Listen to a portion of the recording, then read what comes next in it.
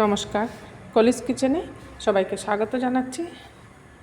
আমাদের এখানে একটা পাতা পাওয়া যায়, পাতাটার গন্ধ খুব সুন্দর। এই গন্ধযুক্ত পাতা দিয়ে কাঁচা কলা আলু দিয়ে রুই মাছের ঝোল রেসিপি বানাচ্ছি। এর জন্য রুই মাছগুলো কেটে ধুয়ে পরিষ্কার করে নিয়েছি। মাছের মধ্যে প্রথমে দিয়ে দিচ্ছি হলুদের গুঁড়া,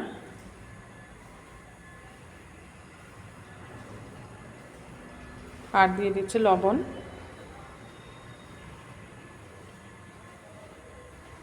লবণ আর হলুদের গুঁড়াটা দিয়ে মাছগুলোকে খুব ভালো করে মেখে নেব।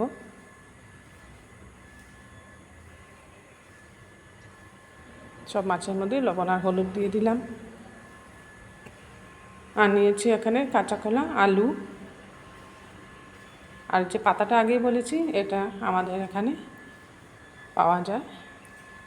এটা আমাদের আঞ্চলিক ভাষায় এটাকে রুজেন্ট পাতা বলে থাকে। এটার গন্ধটা খুব সুন্দর। এটা দিয়ে আজ কাঁচা কলা আলু দিয়ে রুই মাছের ঝোল বানাচ্ছি। পাতাগুলো বাগান থেকে পেরে নিয়ে এসেছি, ধুয়ে পরিষ্কার করে রেখেছি। কাঁচা কলাও কেটে নিয়েছি। কাঁচা কলাগুলো ধুয়ে জলের মধ্যে ডুবিয়ে সামান্য হলুদ দিয়ে দিলাম। এতে করে রান্নার পর রেসিপিটা কালো হবে না। আলুও বড় করে কেটে নিয়েছি। আলুও জলের মধ্যে ডুবিয়ে রেখেছি যাতে কালো হয়ে যায় না। আর এখানে বেশ কিছু পরিমাণে পেঁয়াজ কেটে নিয়েছি। 3 থেকে 4টা মিডিয়াম সাইজের পেঁয়াজ কেটে নিয়েছি। গ্যাস জ্বালিয়ে একটা কড়াই বসিয়ে দিয়েছি। এর মধ্যে দিয়ে দিচ্ছি সরষের তেল। প্রথমেই 3 পিস মাছ আমি ভাজি বানাবো বা ভাজা। মাছ ভাজাটা পেঁয়াজ দিয়ে বানাবো, তাই এখানে বেশ কিছু পরিমাণে পেঁয়াজ কেটে নিয়েছি। আজ কাঁচা কলার ঝোল সাথে মাছ ভাজা, এটাই হচ্ছে দুপুরের মেনু। মাছগুলোর মধ্যে খুব ভালো করে লবণ হলুদ মাখিয়ে গরম তেলে দিয়ে এপিট উপিট উল্টে পাল্টে লাল লাল করে ভাজবো। যেহেতু মাছ ভাজা বানাচ্ছি, একটু লাল করে ভাজলে ভালো লাগবে খেতে। গরম ভাতের সাথে পাতলা মসুর ডাল এইভাবে মাছ ভাজা হলে আর কোনো কিছুরই প্রয়োজন হয় না। মাছগুলো লাল লাল করে ভেজে নিয়েছি, এখন নামিয়ে নিচ্ছি।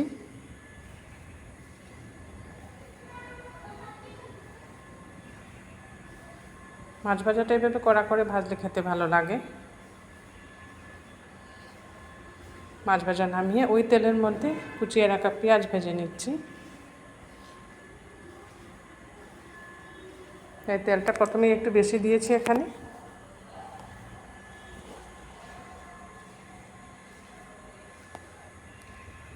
পেঁয়াজের মধ্যে সামান্য লবণ দিয়ে দিচ্ছি। লবণ দিয়ে বারবার এইভাবে নাড়াচাড়া করে পেঁয়াজটাকে আমি ভেজে নেব। একদম মুচমুচে করে ভাজবো না।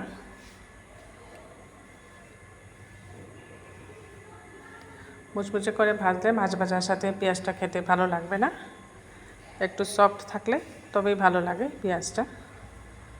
সামান্য হলুদের গুঁড়া দিয়ে দিলাম। হলুদের গুঁড়াটা দিয়েও আরও কিছুক্ষণ পেঁয়াজটাকে আমি ভেজে নিচ্ছি। এইভাবে পেঁয়াজ দিয়ে একবার মাছ ভাজা বানিয়ে দেখবেন, খুব ভালো লাগে। পেঁয়াজটা একটু মিষ্টি মিষ্টি লাগে। এখানে আপনারা ইচ্ছে করলে লাল লঙ্কার গুঁড়াও দিয়ে দিতে পারেন। আমি লাল লঙ্কার গুঁড়া না দিয়ে 2-3টে কাঁচা পাকা লঙ্কা দিয়ে দিলাম। লঙ্কাটাও একটু হালকা ভেজে নিচ্ছি পেঁয়াজের সাথে। এতে করে পেঁয়াজের মধ্যে লঙ্কারও হালকা ঝাল মিশে যাবে। আর বেশি ঝাল খেতে ইচ্ছে করলে লঙ্কাটা ডলে ডলে খাওয়া যাবে।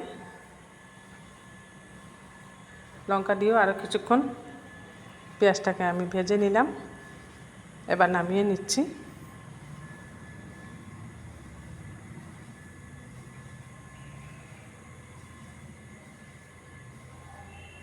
একটা প্লেটে মাছ ভাজার উপরে পেঁয়াজ ভাজিটাও দিয়ে দিলাম।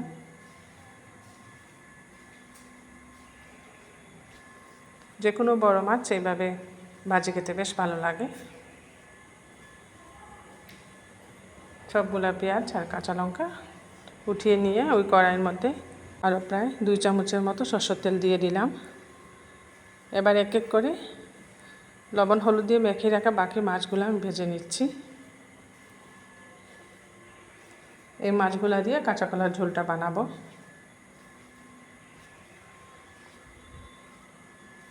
এই রেসিপিটা সরষের তেল দিয়ে বানাবো, যেহেতু মাছের রেসিপি সরষের তেলই ভালো হয়। মাছগুলার এক পিঠ হয়ে যাওয়ার পর অপর দিক উল্টে পাল্টে দিচ্ছি।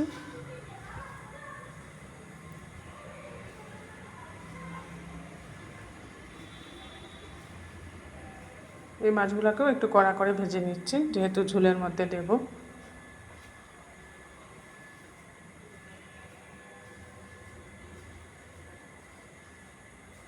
আরও একবার উল্টে নিলাম।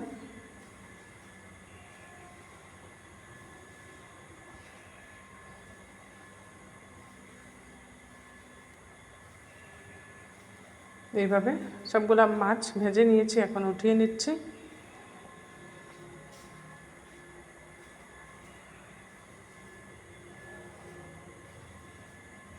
ঝোলের মধ্যে মাছ একটু কড়া করে ভেজে দিলেই ভালো হয়, একটু সিদ্ধ হয় যেহেতু ঝোলের মধ্যে মাছ, তখন তাড়াতাড়ি ভেঙে যাবে না। ওই তেলের মধ্যে কাঁচা কলাগুলো আমি একটু হালকা ভেজে নিচ্ছি।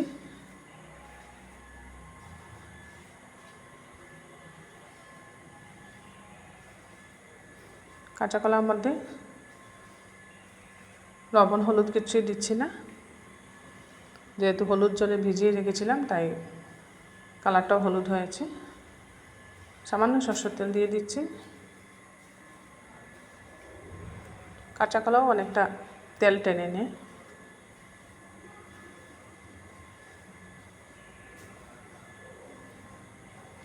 এগুলোকেও বেশ কিছুক্ষণ উল্টে পাল্টে লাল করে ভেজে নিয়েছি। এখন একটা প্লেটে নামিয়ে নিচ্ছি।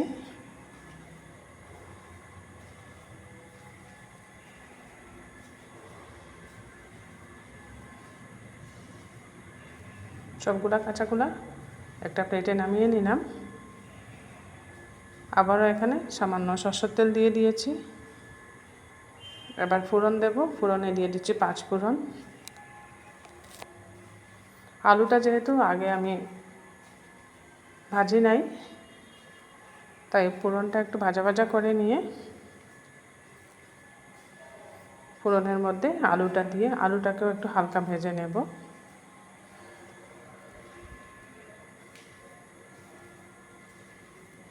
ফোড়নটা ভাজা ভাজা হয়ে গেছে, এখন আলু দিয়ে দিচ্ছি। ফোড়নের সাথে আলুটাকে একটু হালকা ভেজে নেব।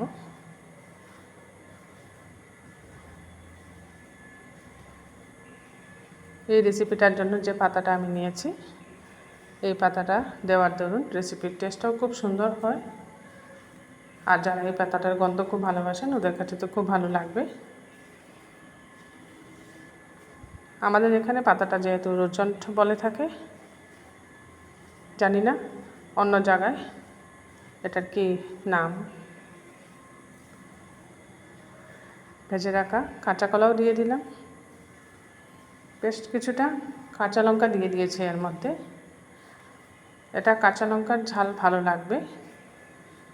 সামান্য হলুদ দিয়ে দিয়েছি এর মধ্যে, সামান্য জিরের গুঁড়া,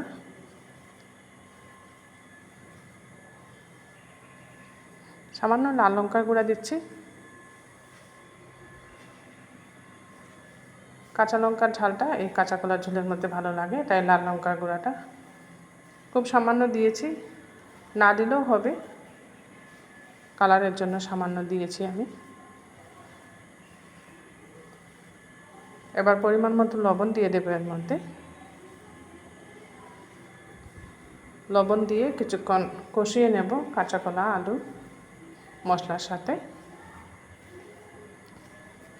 এইভাবে একবার রুই মাছ দিয়ে আলু কাঁচা কলার পাতলা ঝোল বানিয়ে দেখবেন। গরমের দুপুরে খুব ভালো লাগে খেতে। খুব ভালো করে কষিয়ে নিয়েছি। এবার দিয়ে দিচ্ছি এর মধ্যে গরম জল। যেহেতু একটা ঝোল বানাবো তাই জলটা একটু বেশি পরিমাণে দিচ্ছি। আর এই সমস্ত রেসিপি পাতলা ঝোল খেতে খুব ভালো লাগে।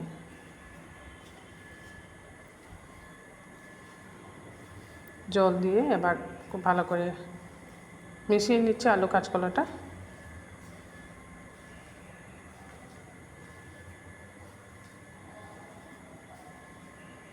এবার দেখুন খুব ভালো করে ফুটে উঠছে।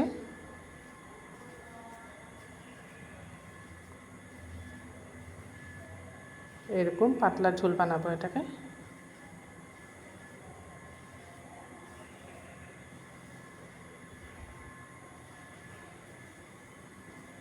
এভাবে কিছুক্ষণ এটাকে আমি ফুটিয়ে ঢাকা দিয়ে রান্না করব।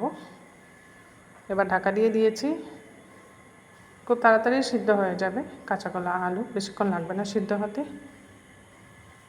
আমার এই কাঁচা কলা আলুর রেসিপিটা আপনাদের ভালো লাগলে বানিয়ে খাবেন, কমেন্টে জানাবেন টেস্টটা আপনাদের কীরকম লাগলো। আর এই রেসিপিটা যারা ফেসবুক থেকে দেখছেন ফেসবুক পেজটা ফলো করে নেবেন, আর যারা ইউটিউব থেকে দেখছেন কলেজ কিচেনটা সাবস্ক্রাইব করে নেবেন, পাশে থাকা বেল আইকনটা প্রেস করবেন, এতে করে যখনই এরকম নতুন নতুন রেসিপি আপলোড করি সাথে সাথে নোটিফিকেশনটা পেয়ে যাবেন। ঢাকাটা উঠিয়ে একবার নাড়িয়ে দিয়েছি, এবার ঢাকাটা উঠিয়ে দেখে নিচ্ছি আলু কাঁচাকলা সম্পূর্ণরূপে সিদ্ধ হয়ে গেছে। এবার এর মধ্যে ভেজে রাখা মাছ দিয়ে দিচ্ছি। এটা যে কোনো বড় মাছ দিয়ে কাঁচা কলার ঝোল রেসিপিটা বানানো যায়, বা পোনা মাছ দিয়েও বানানো যায়। সবগুলা ভাজা মাছ এর মধ্যে দিয়ে দিলাম। এবার উপর থেকে দিয়ে দিচ্ছি যে পাতাটা আমি আগে ধুয়ে পরিষ্কার করে রেখেছি, এটাকে বড় বড় করে কেটে নিয়েছি। এটা উপর থেকে দিয়ে খুব ভালো করে ফুটিয়ে নিলেই এর গন্ধটা খুব সুন্দর যাবে ঝোলের মধ্যে। এই রুচন পাতা দিয়ে রুই মাছ আলু কাঁচা কলার ঝোলটা আপনাদের ভালো লাগলে একটা লাইক করে দিবেন। অবশ্যই আত্মীয় স্বজন বন্ধুবান্ধব সবার সাথে শেয়ার করবেন। তৈরি হয়ে গেছে রুচন পাতা দিয়ে আলু কাঁচকলা দিয়ে রুই মাছের ঝোল রেসিপি। এই ঝোলটা গরম গরম খেতে খুব ভালো লাগে, আর যাদের এই পাতার গন্ধটা ভালো লাগে ওনাদের তো খুব ভালো লাগবে। আমার কাছে এই পাতার গন্ধটা খুব ভালো লাগে, তাই রেসিপিটা আজ আপনাদের সাথে শেয়ার করলাম।